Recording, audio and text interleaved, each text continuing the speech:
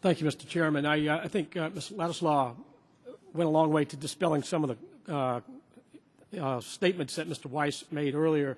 And with the two government studies, they're somewhat dated because things are moving very quickly in this whole area of the shale gas revolution and what's happening with exports.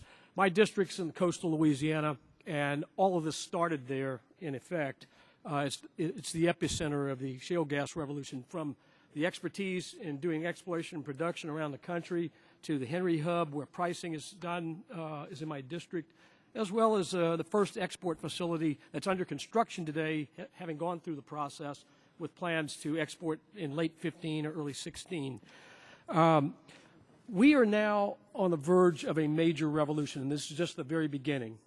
It's a new era of energy diplomacy, in effect, which is monumental, unlike anything we've seen in decades. And part of this is going to entail North American energy integration with Canada, the United States taking the lead in this, and hopefully Mexico now with the new reforms coming online, which will open up shale in Mexico as well as offshore opportunities and onshore opportunities. Okay. This changes the entire calculation.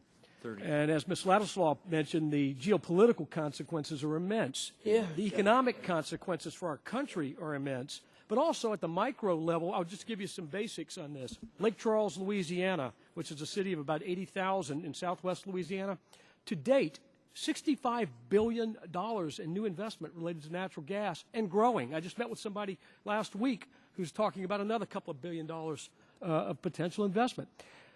This means jobs. It means greater energy security, and it fits into our values.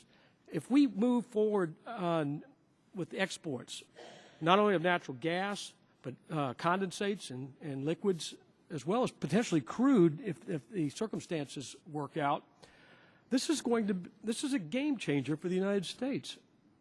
And I think it's really important to understand both the microeconomics of this and the macroeconomics.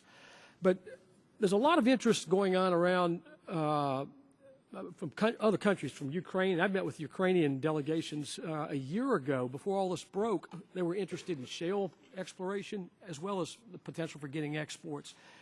But this is changing the way people think about energy markets. And the impact on pricing has already occurred just because of the potential diversification of supply. And so I would like for Ms. Ladislaw to address that question on what does she think might happen. The suggestion that there will be convergence of pricing depending on what happens in Australia and other areas where there may be potential shale. We have a time-limited opportunity for U.S. companies to take advantage of this and create U.S. jobs. Do you have a sense of what kind of time we have in this as things evolve, as they are evolving rapidly? Yeah, if I could just take a bit of a different tact on the question. I mean, I think for right now, the question is, I mean, we've got sort of different natural gas markets. The gentleman before was mentioning it's not the same as oil markets, right? We don't have that same kind of price convergence.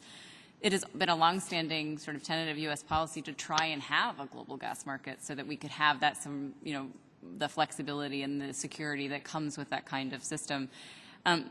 There's a lot of argument over whether that's possible in the near term. And there's a lot of discussion about how the real advantage that sort of U.S. LNG exports have, especially the brownfield ones where you've got a facility that was sort of ready-made to be an importer, is that there's a significant economic advantage to sort of being part of that market for the here and now. The question sort of, beyond 2016, 2020 is how competitive will that market be, and will we be able to compete in that? And I think that there's a lot of questions about that. And I think the only really true implication of the delay in permits that we've seen so far, whether you want to change the law or not, is that it takes people longer and longer to see what the impact on market is and to make the decision about whether or not they're going to do a new, LNG export project in Australia or East Africa or, other places around the world. And so I think the sort of lack of clarity on the U.S. side about, how we're going to be playing in this market and really for people to figure out how much LNG we can actually export, what our market's going to absorb and what the impact is, just takes the market a longer time for it to be able to resolve itself. So we don't really know what sort of the price convergence is going to be. We assume, the gas markets are fundamentally different. We have gas-on-gas competition here. They don't necessarily have as much of that in Europe, and they certainly don't have as much of that in Asia. we hear from people in Europe and Asia that they would like to have greater linkages so that they're able to sort of progress their markets, you know, to sort of function a little bit more differently. So I think people are looking around the world for signals from us about, you know, how we intend to play in these markets and really to be able to read what the market opportunities are. Right. Thank you very much.